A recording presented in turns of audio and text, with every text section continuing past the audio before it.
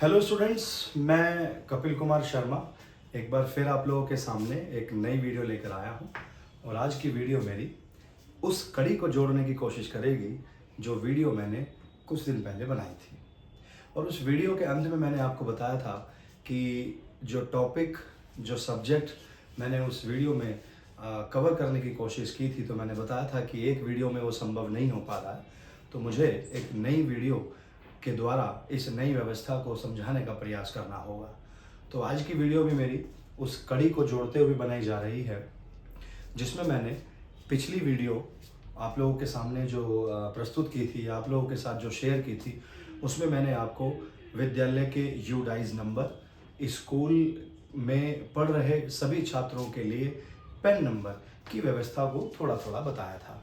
तो मैं एक बार फिर से उस यूडाइज या उस पेन नंबर को हल्का सा एक बार फिर से रिव्यू आपके सामने प्रस्तुत कर देता हूं। और उसके बाद एक नई व्यवस्था जो मैंने बताया था कि अपार आईडी या अपार नंबर क्या होता है, और वो विद्यालय के प्रधानाचार्य के द्वारा या विद्यालय प्रबंधन के द्वारा वो बच्चों के लिए, छात्रों के लिए कैसे क्रिएट किया जाएगा, आज थोड़ी सी बात उस विषय में कर लेते हैं।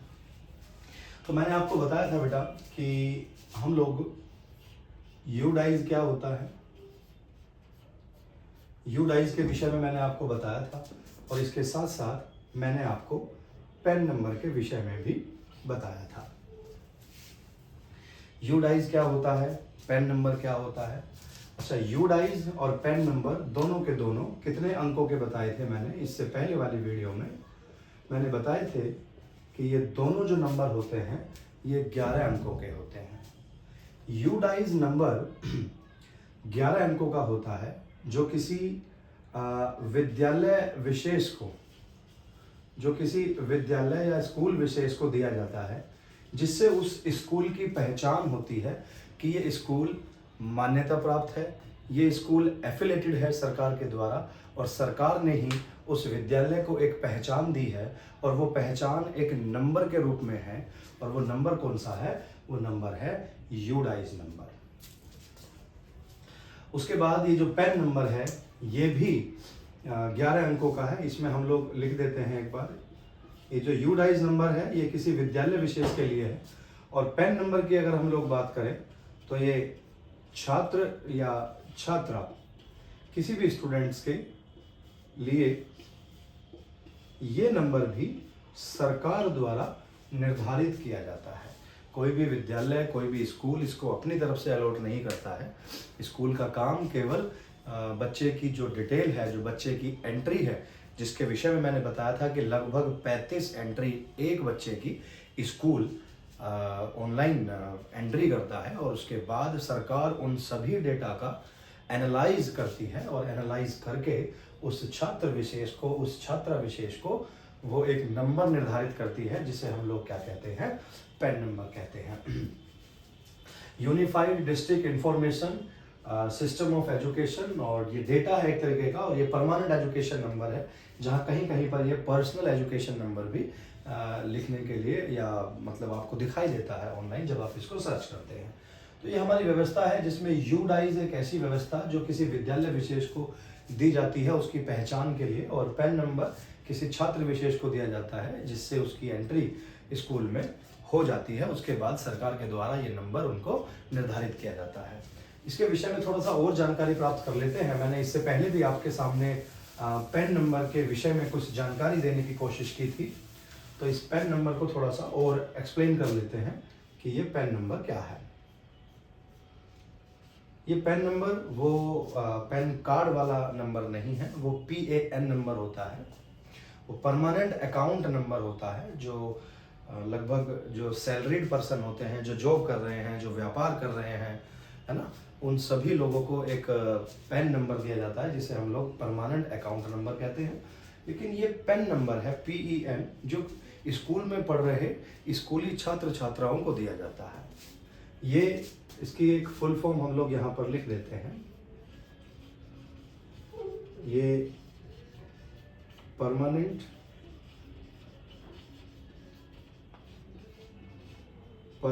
एजुकेशन नंबर, ये पेन नंबर है, जो कितने अंकों का होता है? 11 अंकों का होता है, ठीक है। और सरकार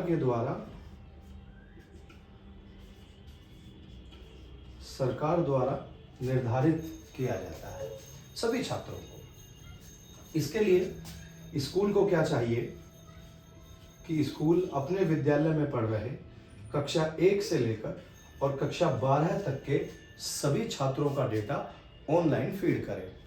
सभी छात्रों का डेटा, चाहे वो बच्चा 1st क्लास का हो, 6th क्लास का हो या 12th क्लास का हो, किसी भी कक्षा का हो, उस बच्चे का जो डेटा है वो स्कूल अपने यूडाइज पोर्टल पर, ध्यान दीजिए, अपने यूडाइज पोर्टल पर बच्चे की सारी जो एंट्री है, नाम, माता पिता का नाम, उसकी जन्म तिथि, उसका आधार नंबर, उसका मोबाइल नंबर, उसकी जाति, वो किस कैटेगरी से बिलोंग करता है, उसका एड्रेस क्या है, परमानेंट एड्रेस क्या है, उसका कॉरस्पॉन्डेंस एड्रेस क्या है, इसके अलावा उसका ब्लड ग्रुप क्या है, उसका वेट कितना है, और विद्यालय में उसका एडमिशन किस तिथि में हुआ, किस दिनांक में हुआ, वो तिथि, वो दिनांक भी मेंशन करनी पड़ती है। विद्यालय का जो SR रजिस्टर है, SR रजिस्टर में छात्र किस नंबर पर रजिस्टर्ड किया गया है, वो SR की जो संख्या है वो भी इसमें हम लोगों को दिखानी पड़ती है। इसके अलावा बच्चे ने इससे पहले वाली जो कक्षा है उसमें कितने प्रतिशत अंक प्राप्त किए हैं और उसने कितने दिन विद्यालय में उपस्थिति दर्ज कराई है छात्र ने, और ना जाने कितनी सारी एंट्री, लगभग 35 एंट्रियों का एक बहुत बड़ा ग्रुप है। और उन सभी एंट्रीज को स्कूल की जिम्मेदारी है कि स्कूल अपने स्तर से, अभिभावक से, बच्चे से, या एडमिशन के टाइम पर जो भी डिटेल उसके पास है, और अगर डिटेल नहीं भी है तो अभिभावक से वो सारी डिटेल इकट्ठी करके और ऑनलाइन अपने यूडाइज पोर्टल पर एंट्री करेगा, उसकी फीडिंग करेगा। यूडाइज पोर्टल पर सभी विद्यालयों को उसका एक, उस स्कूल की एक विशेष आईडी, जो मैंने पहले बताई है आपको, कि वो आईडी भी लगभग 11 अंकों की होती है। और 11 अंकों का एक उदाहरण मैंने बताया था आपको, है ना, कुछ भी लिख लीजिए इधर, कुछ भी हो सकती है। 11 अंकों की एक आईडी होती है और साथ में उसका एक पासवर्ड होता है। पासवर्ड भी एक्चुअली ऑटो जनरेटेड होता है, स्कूल वाले इसको कभी भी अपने स्तर से चेंज कर सकते हैं। और अपनी आईडी पासवर्ड डालने के बाद में स्कूल सभी बच्चों के जो डेटा है, जो एंट्री है, ये ऑनलाइन फीड करेगा। फीड करने के बाद सरकार उस डेटा को एनालाइज करती है कुछ समय के लिए, और कुछ समय अंतराल के बाद सरकार के द्वारा सभी छात्रों के नाम के सामने एक PAN number, permanent education number allot कर दिया जाता है। अब इस परमानेंट एजुकेशन नंबर के अंदर क्या क्या फील्ड है, इस परमानेंट एजुकेशन जो नंबर है, इसके अंदर मैंने बहुत सारी एंट्री है तो आपको बताई है कि बच्चे का नाम, माता पिता के नाम, या उनका जो अभिभावक है, जो स्थानीय संरक्षक है, उसका भी नाम आ सकता है, Aadhaar number, mobile number, blood group, weight, height, और बहुत सारी चीज़ें इसमें पहले से ही फीड है ना। तो ये सारी चीज़ें एक विद्यालय का, जो विद्यालय में पढ़ रहा छात्र है, उसका डेटा सारा एक डिजिटल रूप में एक एंटर कर दिया गया ऑनलाइन। अब उसके बाद थोड़ा ध्यान दीजिएगा कि यदि कोई छात्र कोई एक स्कूल को छोड़कर किसी, ये ए स्कूल को छोड़कर किसी बी स्कूल में जा रहा है, ये भी शायद मैंने आपको पहले बताया है, कोई छात्र ए स्कूल को छोड़कर बी स्कूल में जा रहा है, तो छात्र को आवश्यकता है कि छात्र इस ए स्कूल से बी स्कूल में जाने से पहले अपना जो पैन नंबर है वो प्राप्त करे। ये पैन नंबर या तो अपनी टीसी के ऊपर लिखवा ले, ये मैनुअल भी लिखा जा सकता है कि विद्यालय के प्रधानाचार्य या अन्य स्टाफ जो है वो उनकी जो टीसी है उस टीसी के ऊपर लिख कर देंगे। वैसे तो आजकल सरकार द्वारा एक फिक्स दिशा निर्देश इस विद्यालय को दिए गए हैं कि उनके टीसी पर उस विद्यालय का जो यूडाइज नंबर है वो पहले से ही प्रिंटेड रहना चाहिए, और जो पेन नंबर है उसको आप सरकार के द्वारा जब वो नंबर अलॉट किया जाता है तो जब बच्चा जाए तो उसकी टीसी पर ये नंबर लिख दिया जाए।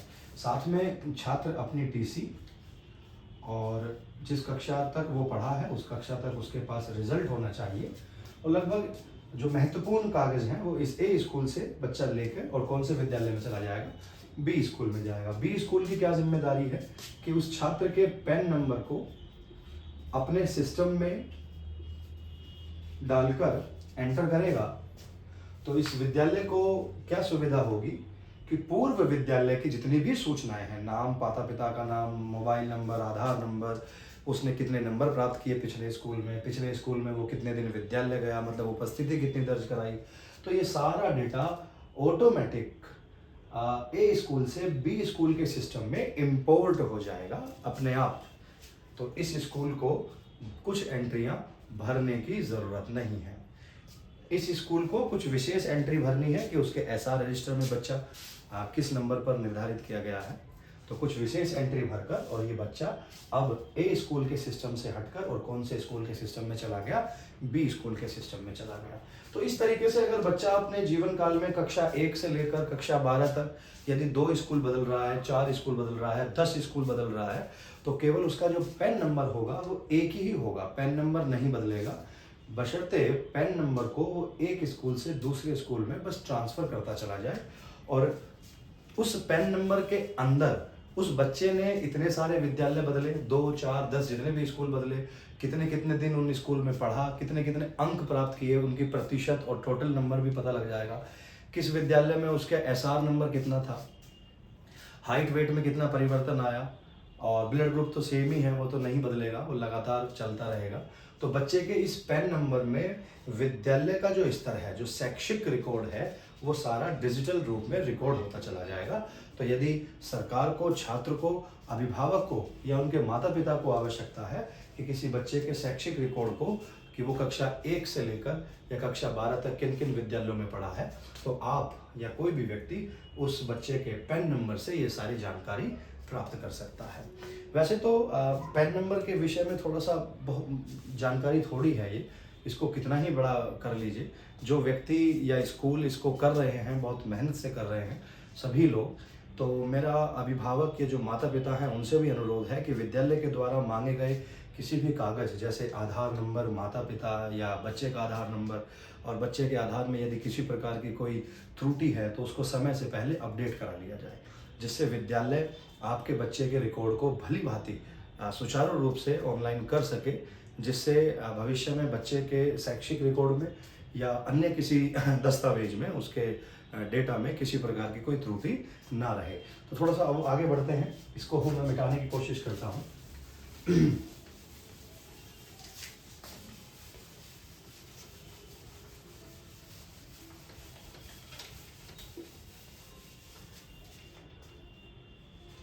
अब एक नई आईडी है, अपार आईडी। अपार आईडी कहिए इसको, या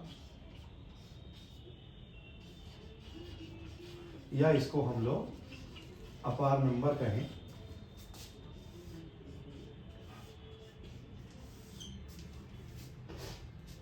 तो यहाँ थोड़ा पहले इसकी फुल फॉर्म देख लेते हैं। एक जो यहाँ ए स्टैंड फॉर है, automated permanent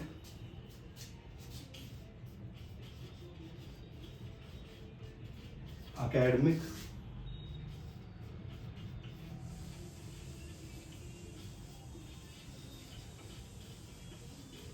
account registry, automated permanent academic account registry.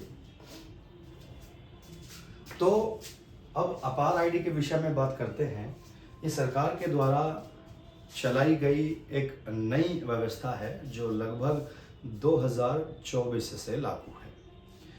तो इसमें जैसे सभी छात्रों का, अभिभावक का, मेरा, आपका, जैसे सभी लोगों का एक आधार नंबर क्रिएट किया गया है, तो उसी तरह से सभी छात्रों का एक अपार नंबर तैयार किया जा रहा है, एक अपार आईडी तैयार की जा रही है, एक कार्ड बनाया जा रहा है, जिस कार्ड के द्वारा पता लगेगा कि बच्चे ने अपने पूरे जीवन काल में प्री प्राइमरी से लेकर वो जहाँ तक भी पढ़ा है, क्लास 12 तक पढ़ा है, ग्रेजुएशन, पोस्ट ग्रेजुएशन, उसने अपने जीवन काल में जितनी भी उपलब्धियां हासिल की हैं, किन किन प्रतियोगी परीक्षाओं में उसने हिस्सा लिया है, किन किन खेलों में उसने हिस्सा लिया है, कहाँ उसने कौन सा मेडल जीता है, जीवन काल की सभी गतिविधियाँ, है ना, वो सारी गतिविधियाँ डिजिटल रूप से एक नंबर के अंदर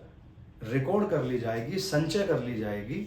उस नंबर को हम लोग क्या बोल रहे हैं, अपार नंबर बोल रहे हैं, या उस आईडी को क्या बोल रहे हैं, अपार आईडी बोल रहे हैं। ये अपार आईडी लगभग 12 अंकों की होगी। ध्यान दीजिए, अपार आईडी कितने अंकों की होगी, 12 अंकों की होगी। अब इससे पहले जो मैंने व्यवस्था बताई पैन नंबर की, कि भाई उसमें भी डिजिटल रूप में सारा रिकॉर्ड इकट्ठा हो रहा है, तो अब इसकी क्या आवश्यकता है ना। पिछले कुछ वर्षों में जब से ये पैन नंबर की जो व्यवस्था है, जिसमें सभी बच्चों के रिकॉर्ड को ऑनलाइन किया जा रहा है, उसमें बच्चों के बहुत से छात्र अभी ऐसे थे जिनके आधार नंबर नहीं बन पाए, या उनके आधार कार्ड में त्रुटि है, किसी का सरनेम नहीं है, किसी के आधार नंबर की स्पेलिंग गलत है, पापा के आधार कार्ड में उनका नाम अलग है, बच्चे के आधार कार्ड में पापा के नाम के या तो सरनेम में मिस्टेक है या उनकी स्पेलिंग में मिस्टेक है।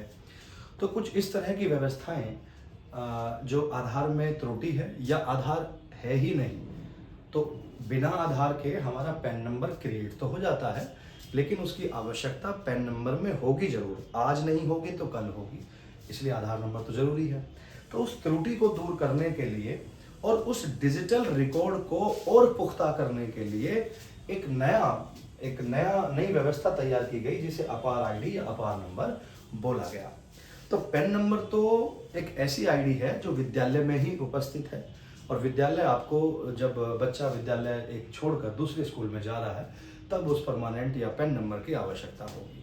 लेकिन एक ऐसी आईडी, एक ऐसा कार्ड जो आपको दिया जाए, आधार नंबर की तरह दिया जाए, कि आप जहाँ भी जाएं आप उस आधार आईडी को, उस अपार आईडी को दिखाइए, तो कोई सरकारी संस्था, कोई खेल वाली संस्था, या आपकी कहीं नौकरी लगे, या किसी आप संस्था में जाएं, किसी भी विभाग में जाएं आप, और वो विभाग, वो संस्था चाहता है कि आपके विषय में, आपके शैक्षिक रिकॉर्ड के विषय में, आपने अपने जीवन काल में किन किन उपलब्धियों को हासिल किया है या नहीं किया है, इन सब चीज़ों की जानकारी प्राप्त करने के लिए एक आईडी आपको दी जा रही है, और वो आईडी क्या कहला रही है, अपार आईडी कहला रही है।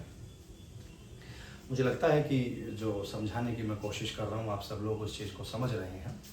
अगर इस विषय में मन में कोई संशय है, कोई क्वेश्चन आ रहा है, तो कोई प्रश्न है, तो आप उसे कमेंट सेक्शन में बाद में पूछ सकते हैं, क्योंकि इस विषय में एक वीडियो मेरी और आपके सामने आएगी, तो हम वो सारी त्रुटियां उस वीडियो में कंफर्म कर लेंगे।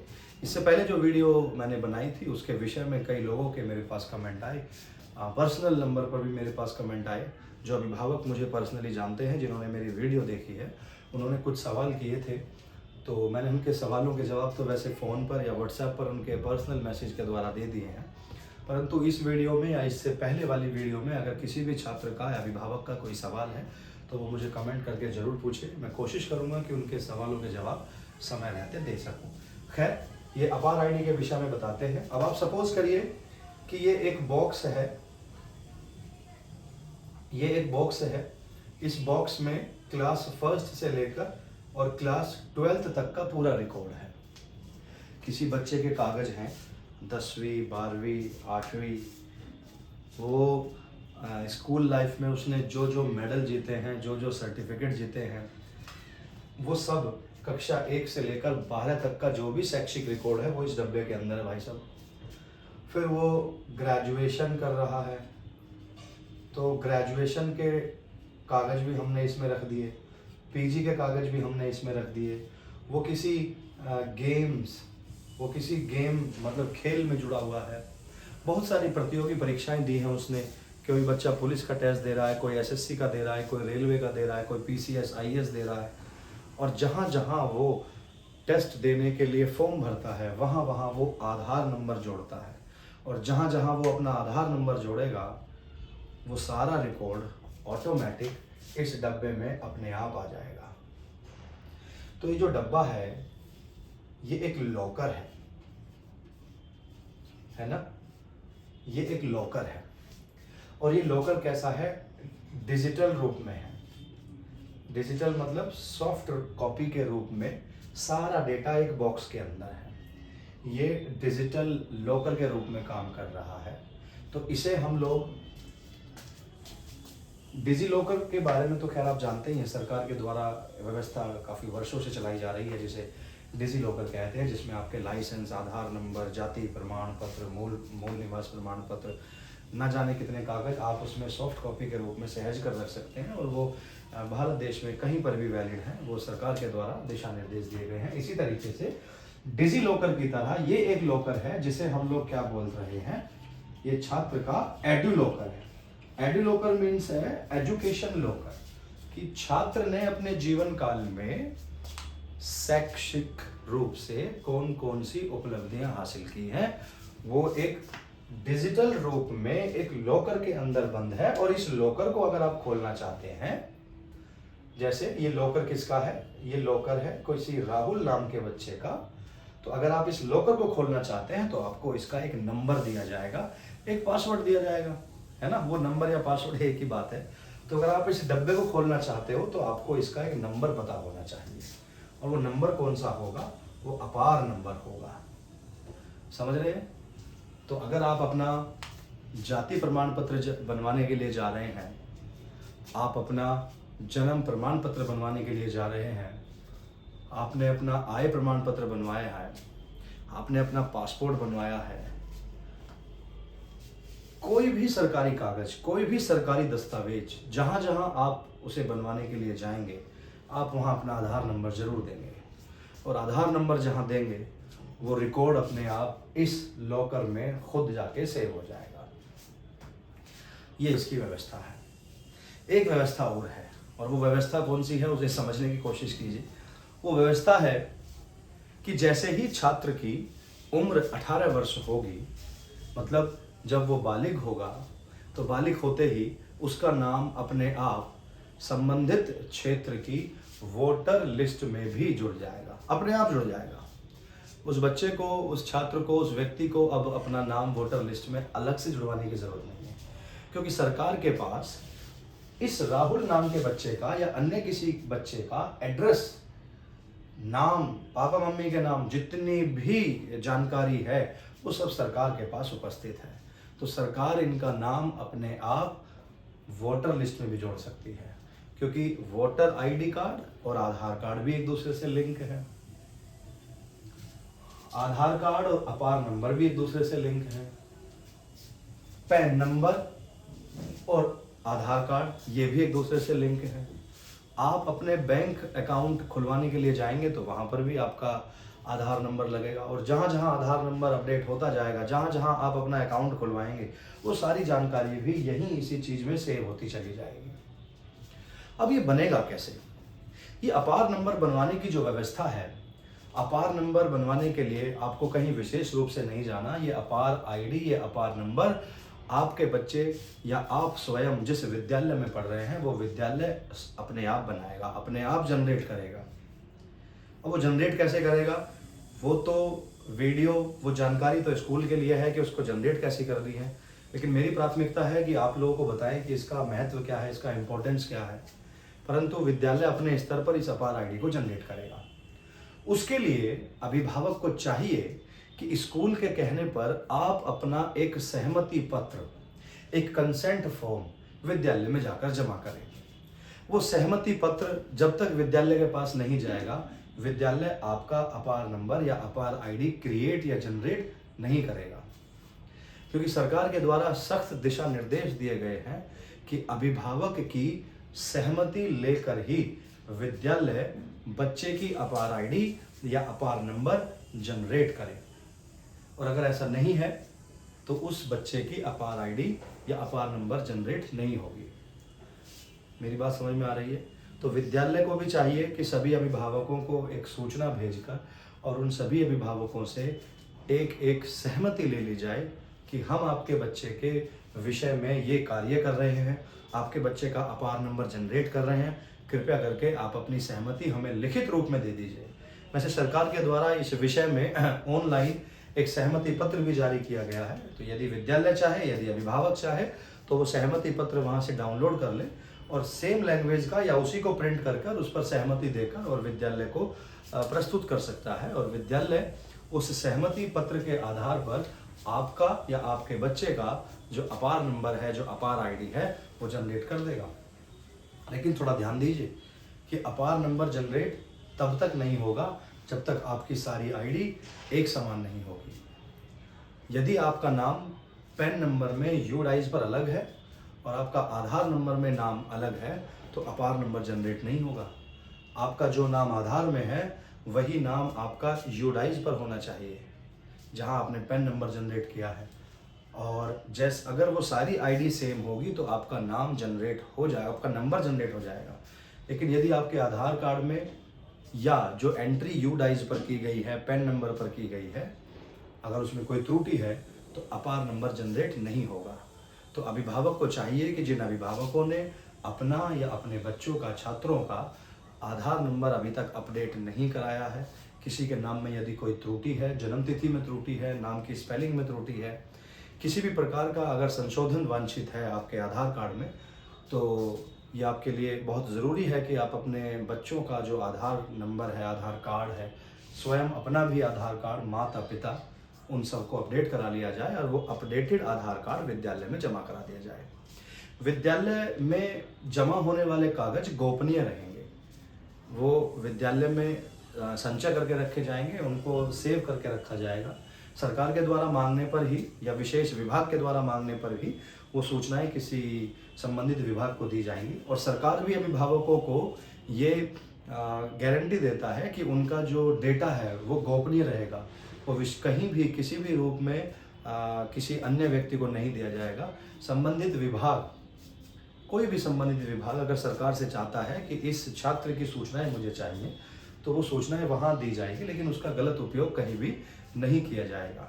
तो विद्यालय के पक्ष में, अभिभावक के पक्ष में सरकार के द्वारा चलाई गई ये जो योजना है, ये बहुत ही सफल योजना है, जिससे सभी बच्चों का जो डेटा है वो ऑनलाइन हो जाएगा। बच्चे की कहीं मार्कशीट खो गई, जन्म प्रमाण पत्र खो गया, कहीं उसका मूल निवास खो गया, जाति प्रमाण पत्र खो गया, है ना, उसका आधार कार्ड खो जाए या उसका कोई भी दस्तावेज खो जाए, तो आप अपार आईडी का उपयोग करके उसको तुरंत प्राप्त कर सकते हैं। क्योंकि अगर आपका ओरिजिनल आधार कार्ड या ओरिजिनल कोई कागज या कोई दस्तावेज खो जाएगा तो आपको क्या करना है, डब्बे को खोलना है, उसमें से सॉफ्ट कॉपी निकालनी है, प्रिंट कर लेनी है,